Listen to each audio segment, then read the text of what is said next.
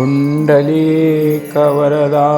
हरिविठ्ठल श्री ज्ञानदेव तुकाराम सद्गुरु समर्थ त्र्यंबकानंद महाराज की जय।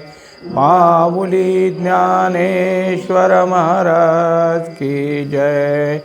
जगद्गुरु तुकाराम महाराज की जय।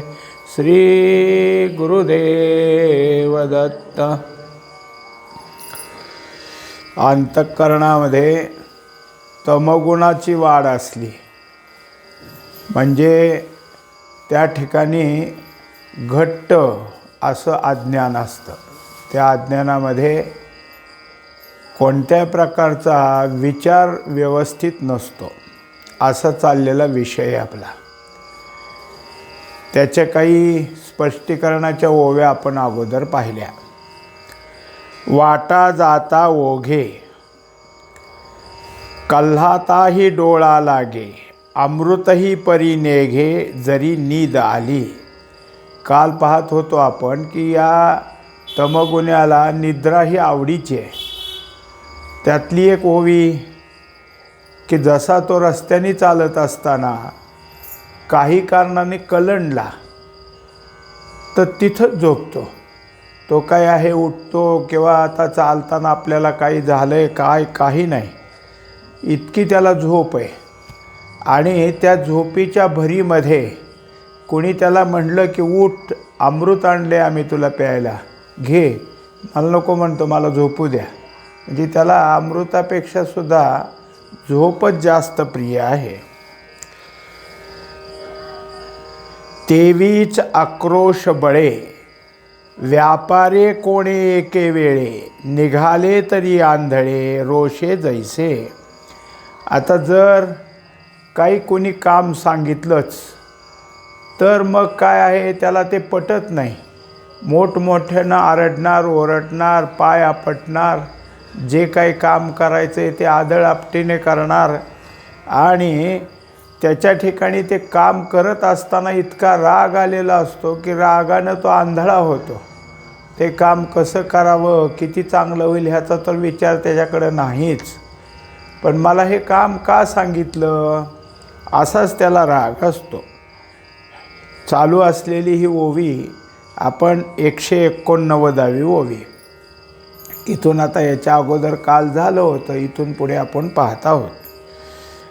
केदवा कैसे रहाटावे कोणेसी काय बोलावे, हे ठाकते की नागवे हेही नेणे। आता त्याच्या ठिकाणी वागणूक कशी असते, तर त्याला कसं वागावं। बाहेर जायचं असलं तर अंगावर कपडे असावेत, तसं काहीच नाही। कोणती गोष्ट करावी, कोणती गोष्ट बाहेर करू नये ह्याचं त्याला ज्ञान नाही। म्हणजे कसं वागावं हे कळत नाही। काही मनुष्य काय आहे की ज्या गोष्टी रस्त्यावर करून येत त्या करतात। म्हणजे काहीतरी खात खात रस्त्याने जायचं किंवा सकाळी दात घासत रस्त्यालाच बसायचं, हे काही त्या जागा नाहीत। पण असलंच काहीतरी करायचं, हे सगळी तमगुणाची लक्षणं आहेत।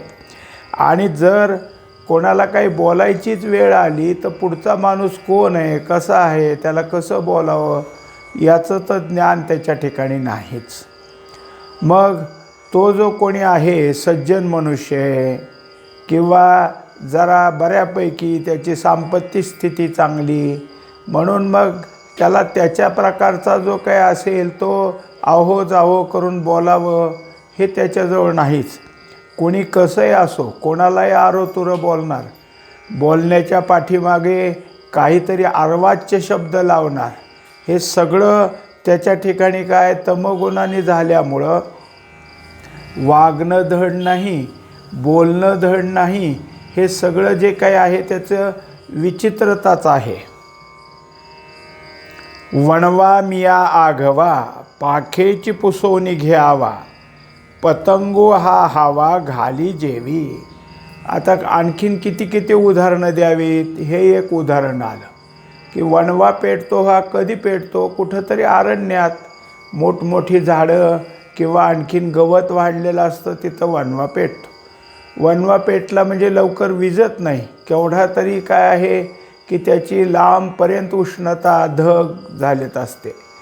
पण त्या वणव्याहून हा पतंग साधा दिव्यावर झडप घालणारा, त्याला असं वाटतं की मी हे विझवेन, मी असा एक पंख मारेन की हा वणवा विझवून टाकेन. हा वणवा केवढा, आपण केवढे, याचं त्याला काही नाही. म्हणजेच तमोगुण्याला आपण एखादं गोष्ट करत असताना ते आपल्याला झेपल का, करायची का, जे होत नाही ते करायचा प्रयत्न करायचा आणि जे नको त्याचं मनोरथ करायचं. मग हे जमलं नाही तर ज्यांना हे जमतंय त्यांच्याबद्दल रागराग करायचा, त्यांच्या कामात काहीतरी खोडा घालायचा. हे तमोगुणी करतो. तैसा वळघे साहसा अकरणीच दिवसा किंबहुना ऐसा प्रमादू रुचे. कुठं कसं साहस करावं काही नाही. कुठं काय आहे की अतिशय माणसं सगळी आपली लांबून पाहत असले की कुठं काय चाललं आहे, एखादं मोठं संकट असेल किंवा आणखीन काही एखादं हिंस्र पशु असेल, सर्प एखादा असेल, तर लांब आपलं पाहतात की बाबा हे फार कठीण आहे. पण हा काही नाही, धैर्यानं त्याच्या पुढं जाणार, काहीतरी करायचा प्रयत्न करणार. आणि उलट काय आहे की त्याला हुसकावलं म्हणजे जिकडं माणसाची गर्दी तिकडं ते पाठवणार, लोकांचे दानादान करणार. हे काय आहे, त्याचे प्रमाद आहेत. म्हणजे नेहमी अशा चुका तो करत असतो. एवं निद्रालस्य प्रमादी तमईही त्रिविधी बांधे निरुपाधी चोकटाते. अशा तऱ्हेनं तमगुणाच्या ठिकाणी किती प्रकार सांगितले? एक निद्रा, आळस आणि प्रमाद, हे 3 प्रकार तमगुणाच्या ठिकाणी आहेत. आणि ह्या तिन्ही प्रकारांना अंतःकरणग्रस्त झाल्यामुळं त्याच्या बाह्य वागणुकीत हेच प्रकार आहेत आणि संपूर्ण देहामध्ये याच्यातून ज्ञान बाहेर पडत असल्यामुळे त्याच्या देहाच्या ठिकाणी आलेला हा निरुपाधी म्हणजे उपाधी नसलेला, पण या देहरूपी उपाधीमध्ये आणि तमगुणामध्ये हा आत्मा गुंतून जातो. जैसा वन्ही काष्टे भरे तै दिसे काष्टाकारे व्योम घटे आवरे ते घटाकाश. आता उदाहरण दिलं की जसा या तमगुण्याच्या देहातला आत्मा त्याच्याशी तादात्म्य झाला आहे. एक कसं तर उदाहरण असं आहे की लाकूड पेटलं आणि इतकं काय आहे, पेटत पेटत ते कोळशाच्या रूपाला आलं. म्हणजे मग त्या लाकडाचा जसा आकार असतो तसा तिथला अग्नीचा आकार तयार होतो, तसा तिथला कोळसा तयार होतो. लांबट असेल तर लांबट, कोळसे वेगवेगळे असले तर तेवढे आकार, जसं लाकूड होतं तसं अग्नीचा आकार दिसतो. किंवा एखाद्या घटामध्ये आकाश असलं की ते घटाच्या आकाराचं दिसतं. तसं झालं, यात असलेला आत्मा या देहाची तादात्म्य पाहून देहासारखाच आहे असं वाटू लागलं. नाना सरोवर भरले तै चंद्रत्व तेथे बिंबले तैसे गुणाभासी बांधले आत्मत्व गमे. आता यामध्येच की जसं एखादं सरोवर आहे आणि पाण्याने गच्च भरलं आहे, त्याच्यात वर असलेल्या चंद्राचं प्रतिबिंब पडलं. म्हणजे मग काय होतं, तर जी काही आपली समजूत तयार होती की या सरोवरानं चंद्र धरून ठेवला आहे, पाण्यामध्ये चंद्र धरून ठेवला आहे, अशी जी समज होते त्याप्रमाणे या गुणाभासानं शरीरात असलेला आत्मा धरून ठेवलेला आहे. तो त्या गुणासारखा झालेला आहे. आत्माही त्याप्रमाणे गुणमयी आहे असं वाटू लागतं. सत्वं सुखे संजयते रजः कर्मणि भारत ज्ञानमावृत्य तु तमः प्रमादे संजयत्युत रजस्तमश्चाभिभूय सत्वं भवति भारत रजसत्वं तमश्चैव तमसत्वं रजस्तथा. आता आणखीन गुणाबद्दलचे जे प्रकार आहेत ते सांगायचे की जसं सत्व वाढत चालला म्हणजे त्या ठिकाणी सुख आहे अशा तऱ्हेची समजूत तयार होते. आणि रजगुण असेल तर मग कर्मामध्ये तो रत असतो, हे कर्म कर, ते कर्म कर, ते कर्म कर त्यामध्ये. आणि जर त्या ठिकाणी तमगुण असेल तर ज्ञानावर आवरण येत असतं आणि त्याच्यातून प्रमाद, आळस, निद्रा असे प्रकार तयार होतात. दुसऱ्या श्लोकामध्ये सांगितलं की जसा रज तम हे जे 2 गुण आहेत ह्या दोन्ही गुणाला खाली दाबून सत्व वाढ करतो. पुढं सत्व आणि तमाला बाजूला ठेवून किंवा त्याचा प्रभाव कमी करून रजगुण पुढं आलेला असतो. आणि रज आणि सत्व ह्या दोघाला मागं ठेवून तमगुण पुढं आलेला असतो. म्हणजे अंतःकरणात ह्या तिन्ही गुणातला कोणीतरी एक अतिशय आपलं राज्य गाजवण्याकरता पुढं आलेला असतो. पै हारोनी कफ वाहत, जई देही आटोपे पित्त, तई करी संतप्त देही जेवी. आता आपल्याला समजून देण्याकरता असे काही 3 प्रकार दाखवले. उदाहरण कसं लक्षात घ्यावं आपण, की जसं बेलाचं पान असतं ते एकदा उचललं की त्यात त्रिदल असतं. कोणतंही बेल उचललं की त्यात 3 पानं येणारच, इकडे एक आहे, इकडे एक आहे, मध्ये एक आहे. तसं हे जे काही आता 3 प्रकार सांगणार आहेत किंवा हे 3 गुण सांगितलेत की एकटाच सत्वगुण कुठंतरी आहे, एकटाच रजगुण कुठंतरी आहे, तमगुण आहे असं नसतंच. तिन्ही गुण असतात. फक्त कोण आहे, जसं ह्या त्रिदलामध्ये एखादं पान मोठं असतं, दुसरी 2 लहान असतात, किंवा एका बाजूचं मोठं असतं, वरचं आणि बाजूचं कमी असतं. हे जसं त्या पानाचे मोठे लहान प्रकार आहेत तसं तिन्ही आहेतच. एक गुण जरी त्या ठिकाणी आपलं वर्चस्व दाखवत असला तरी दुसरे 2 कुठे गेलेत असं नाही, तिथंच अंतःकरणातच आहेत. कारण ते तिन्ही एकच आहेत, त्रिदलासारखं आहे. तसंच उदाहरण आलं की आपल्या शरीरामध्ये 3 प्रकारचे धातू आहेत, कफ, वात आणि पित्त. हे तिन्ही आहेत आणि ह्या तिन्हीची गरज असते.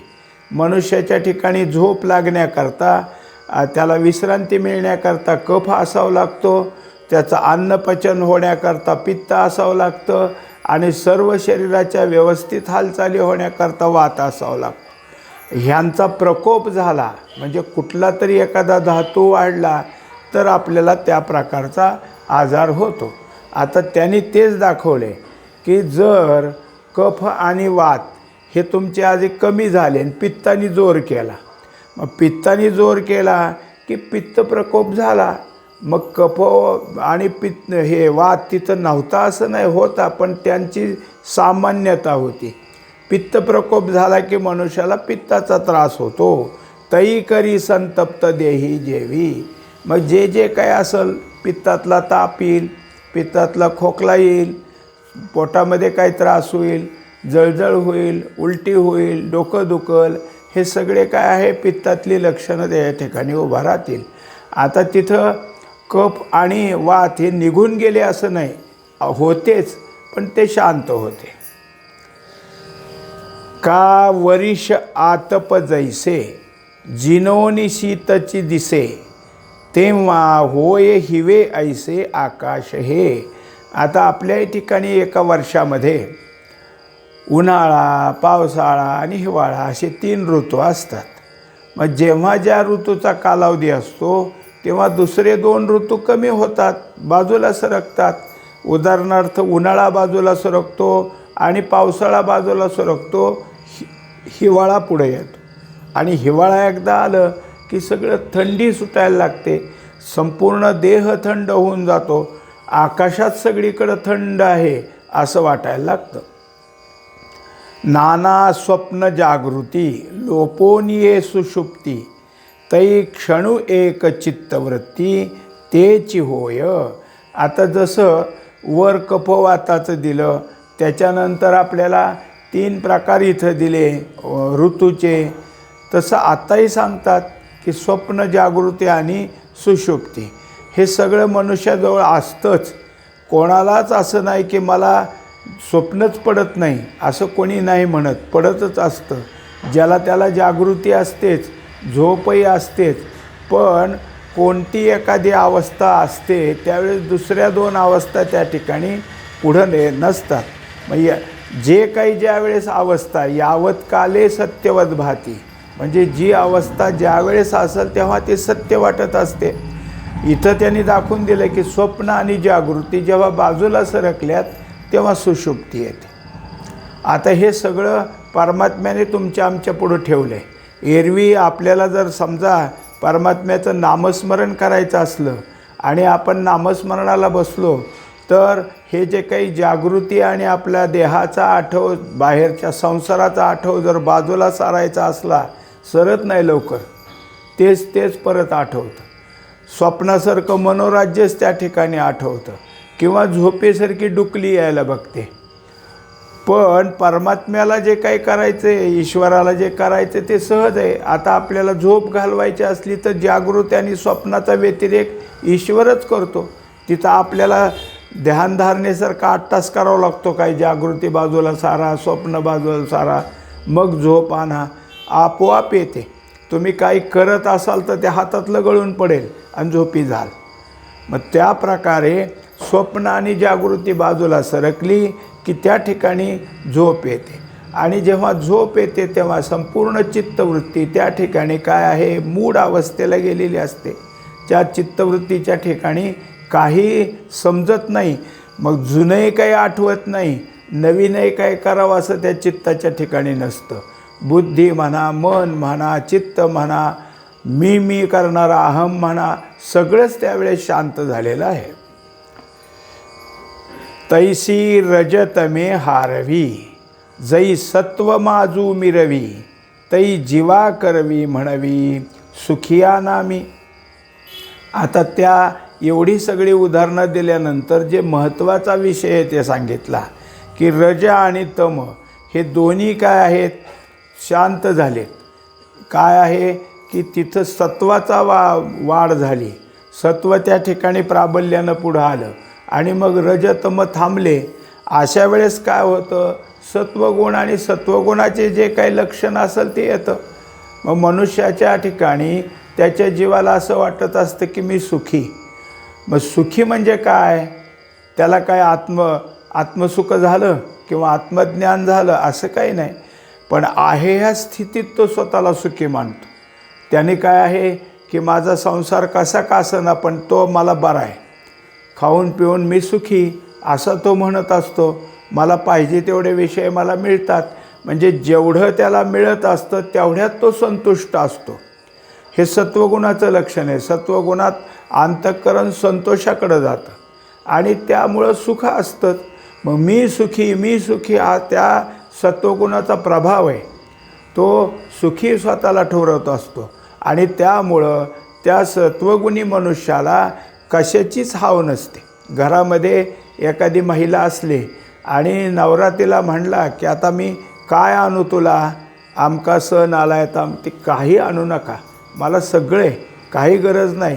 म्हणजे इतकी ती सत्वगुणामध्ये शांत असते की आणून द्यायची तयारी दाखवली तरी मागत नाही.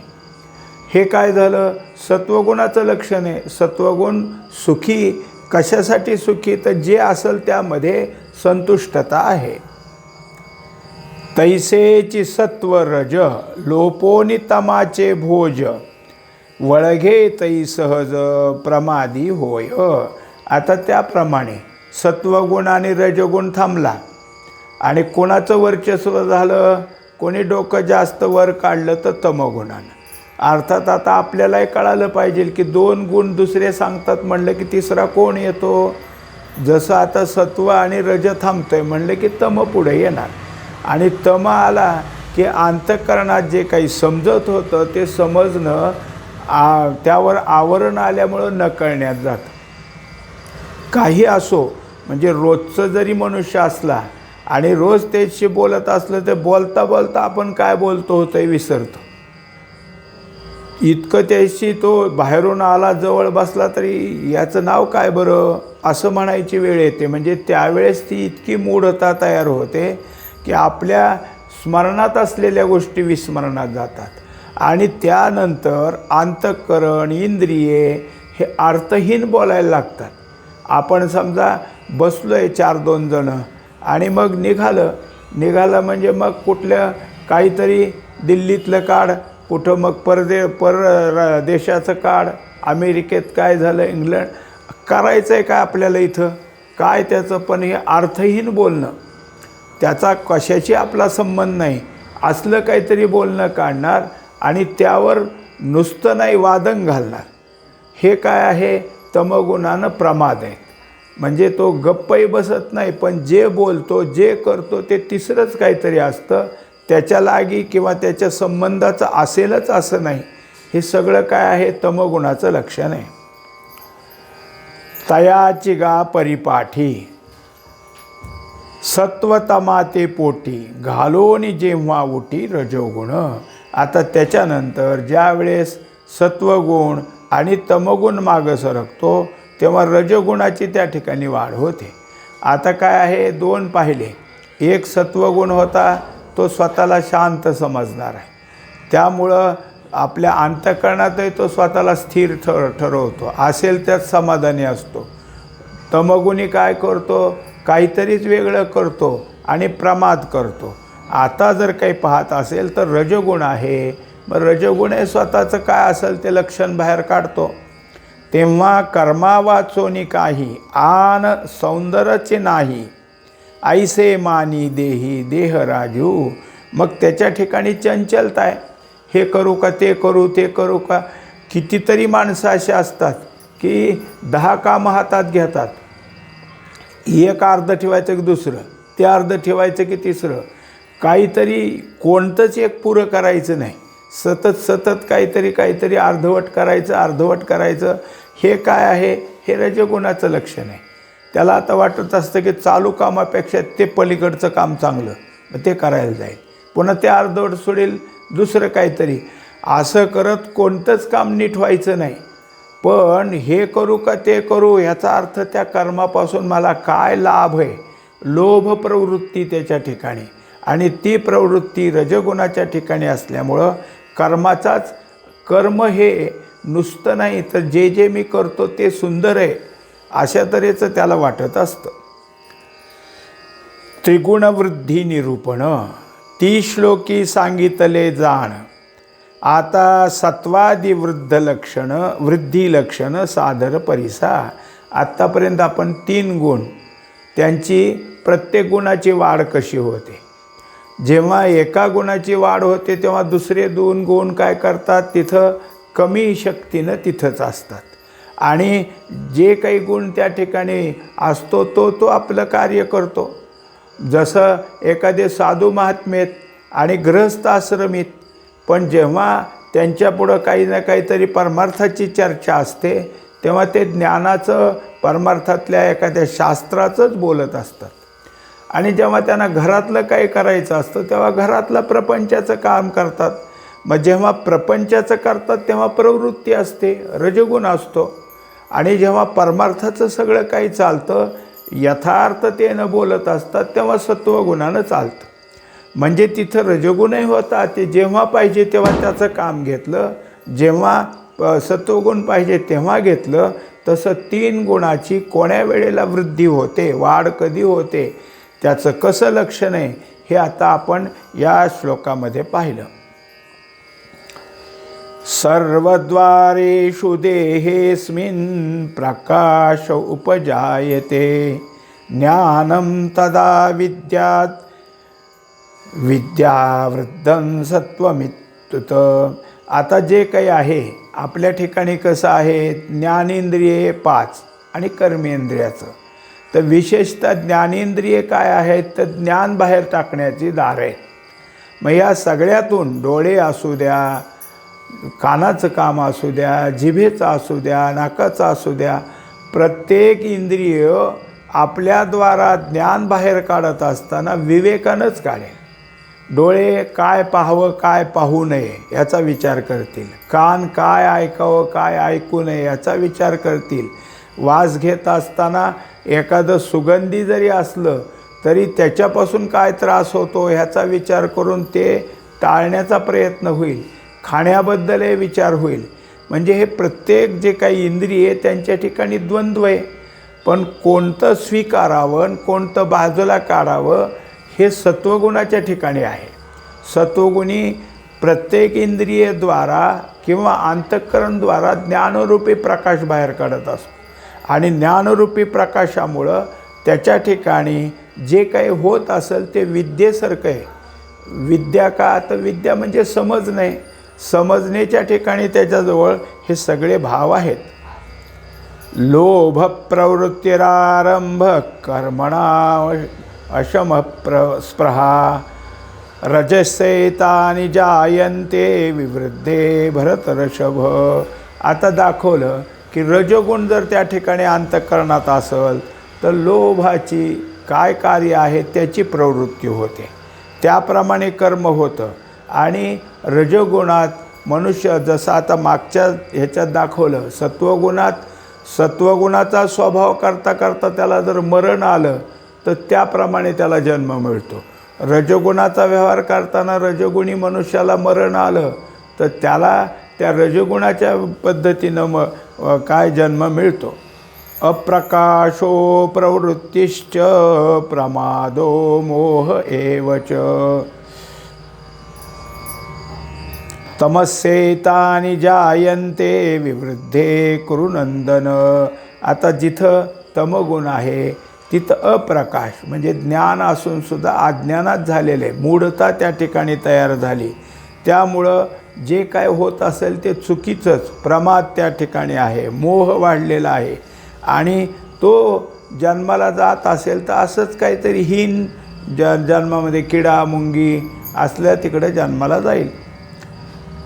यदा सत्वे प्रवृद्धे तो प्रलयन याति देहभृत तदोत्तमविदान लोकान अमलान प्रतिपद्यते. आता त्या गोष्टी ज्या आत्ता आपण पाहिल्या मागच्या श्लोकात, या श्लोकात तो विषय असा आलेला आहे की सत्वगुणानं ज्याच्या ठिकाणी वाढ झाली त्याच्या ठिकाणचा देह पडला तर त्याला उत्तम लोकामध्ये जन्म प्राप्त होतो. किंवा जर परमार्थ ज्ञानाचं त्याचं जर काही अपुरंपण असेल तर पुढं जन्म येऊन त्याची ज्ञानाची परिपूर्णता केली जाते.